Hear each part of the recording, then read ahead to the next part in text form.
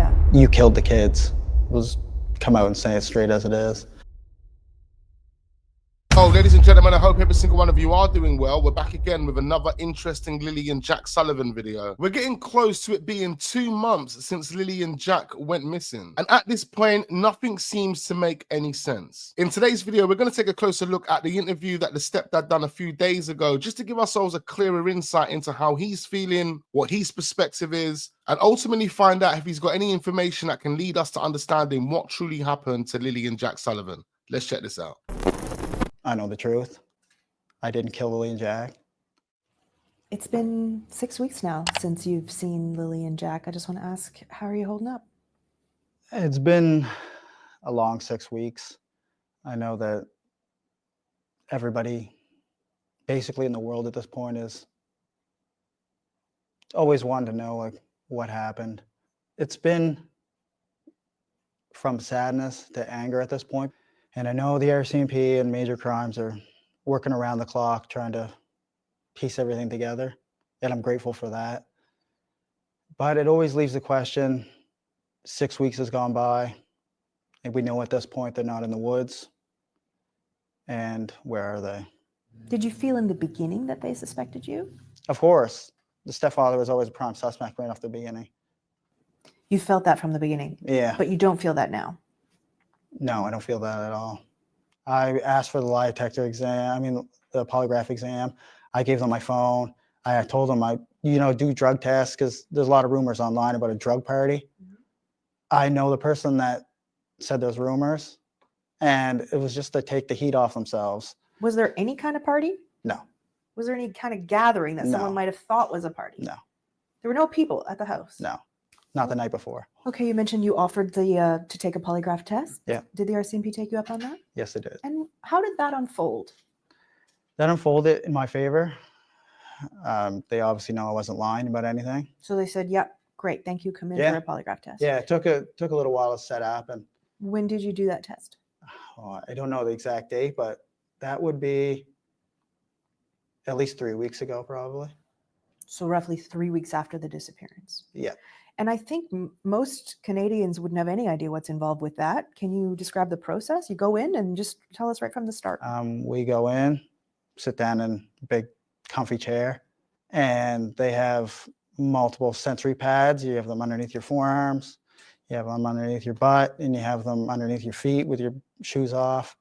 You have a sweat gland on one finger. You have a measuring instrument for blood flow that goes in and out of your hand. And you have a cuff on your arm for blood pressure to measure your pulse. Were you nervous? Yeah, I was extremely nervous. Especially with the first question they asked you, did you kill Lilly and Jack? That was the first question they asked you? Yeah. Oh. Yeah. What went through your mind when someone's asking you that question so point blank like that? Your mind has a massive release of chemicals, I guess you would call them. It's like your stress levels just astronomically through the roof, and your body doesn't know what to do because it's not every day the way you're hooked up to machines in an interrogation room where someone asks you questions like that. What other kinds of questions did they ask you? All the questions pertain to the death of Lilly and Jack. Are you accessory to the murder of Lilly and Jack? They were all. So all of the questions assumed that the children are no longer alive? Yeah. There were no questions at all about, did you take them somewhere? Could No. they be somewhere? No. The police have done a number of polygraph tests. They've done 53 formal interviews. Do you know who these people are? Yeah. That's a lot of interviews. It is a lot of interviews. A lot of them are my family, people that live in the area. And those interviews, typically my interview was 4 hours. And a lot of the interviews from my family were 1-2 hours. So there's a lot of time taken up and they ask detailed questions. Do you know who else actually took a polygraph test? I do, but I'm not going to say anything that's going to impede the investigation. Okay. When did you find out the result of your test? Immediately right after. What did they say to you? You did a good job, you passed. And how did that feel? Good. And did you feel that there was any further suspicion on you after that point, or was that sort of conclusive? No, that was really when I seen the turning point for it's starting to taper off with investigators. Do you know if Malaya has taken one? I don't know if I can say it, but I will anyway. Yes, she did take one. Okay, she took one. Do you know the result? No, IRCP wouldn't let tell me I asked.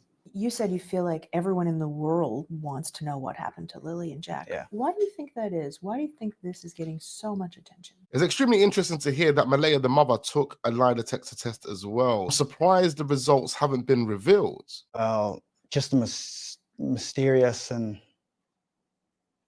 nature of everything and how strange everything is. The IRCP, you know, I mean, they have to keep a tight lip on everything, but there's a lot more that meets the eye with the case. Is there something that you think the public doesn't know that you can share, that you want the public to know? That's a hard one because I don't want to impede the investigation in any way. It is still a missing persons investigation. It hasn't pivoted to any type of criminal investigation. But the kids were seen the day before. I know a lot of people didn't know that. I still see a lot of stuff online that the kids could have been missing for days. They were out of school for days, and they were seen in the Glasgow area on camera the day before this appearance in the afternoon. Where was that? I don't know if I can say that, but it was near the Highland Square Mall. Was it with you?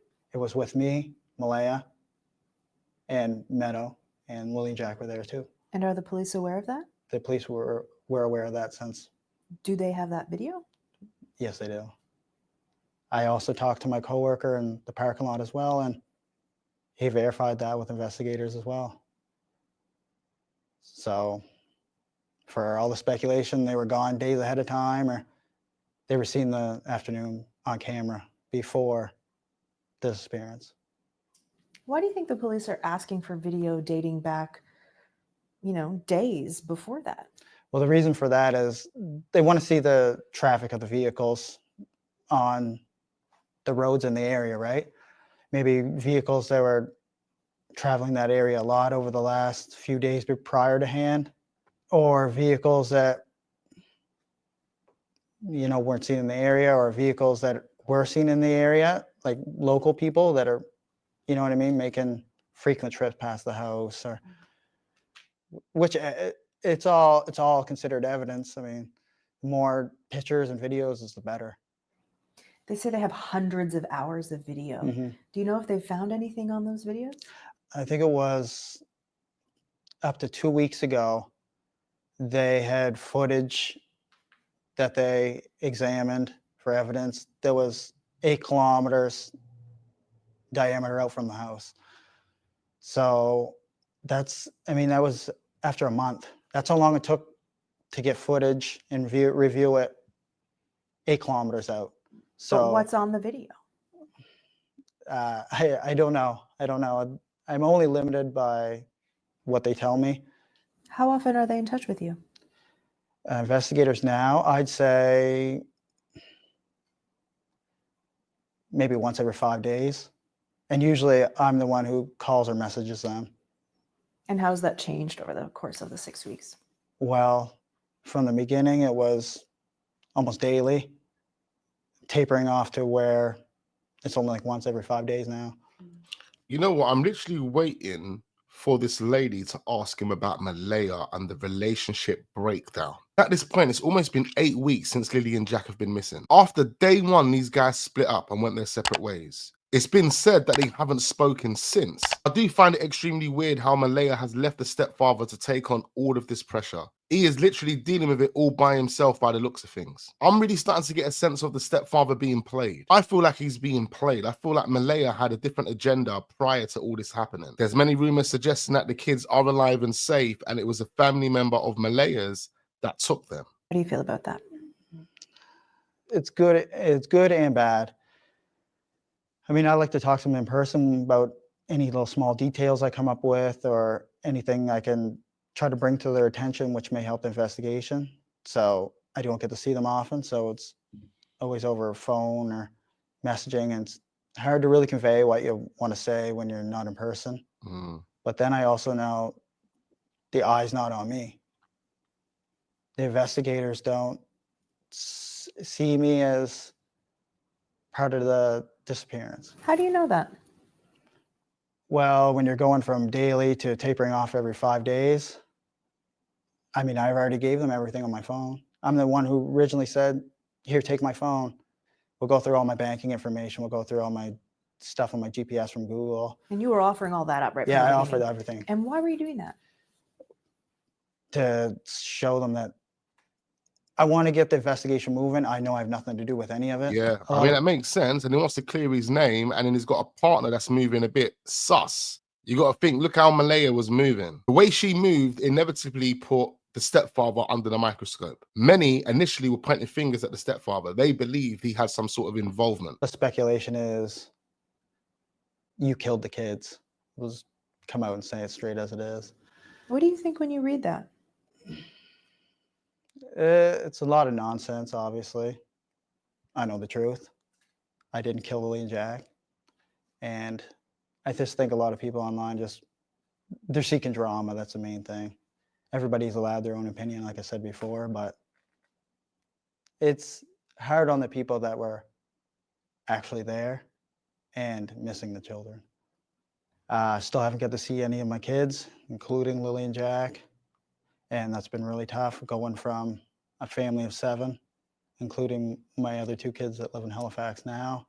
Going from a family of 7 in the blink of an eye, your family's ripped apart and you're left alone. This case is extremely strange. I just don't understand how a 4-year-old and a 6-year-old would have just wandered off through the woods and haven't been found since. The police in Nova Scotia, as we've already heard, have been scouring the area, looking at CCTV, looking at dash cams, looking at doorbell cams. They've been speaking to neighbors. They've been literally utilizing their resources in every single way they can, and there's still been no trace of these kids. Now, in my opinion, these kids have been put into a car. There is no way the kids walked through the woods. There is no way the kids walked up that road. We've seen the landscape. We've seen the area itself. We've been up and down that road in previous videos. There is no way those kids walked. Those kids got into a car. Someone come that morning, was waiting outside. The kids were prepped by Malaya to get ready and get in the car, and they're going to go to another location. And they've done all of that whilst Daniel was sleeping. And once the kids were gone safe, Malaya got back into bed and played out an act. Made it look like the kids had gone missing. And then decided to leave Daniel immediately and go off to her mum's. She literally moved extremely weird. Not only is she splitting up from Daniel on day 1, but she immediately changes her Facebook statuses and things like that. I mean, your kids are missing. What are we doing here? How did you not get your mother or a friend to look after the 1-year-old while you and Daniel as a team went and looked for your biological children? See, that's what people are forgetting. These are not even Daniel's kids. He's just the stepfather. And she has left Daniel to take on all of this pressure. But off the back of that interview, it doesn't seem like the local authorities in Nova Scotia are any closer to understanding what happens to Jack and Lilly Sullivan. We are going to leave it there, but off the back of this video, I'm going to record another Lilly and Jack Sullivan video because we do have further updates. I just didn't want to mishmash all of it in one video. Leave all your thoughts and opinions down below. I need to know exactly what you are thinking after watching that interview with Daniel. Make sure you guys don't go anywhere. Turn your notification bells on because we are about to upload another Lilly and Jack Sullivan video. I look forward to seeing you guys on the next one.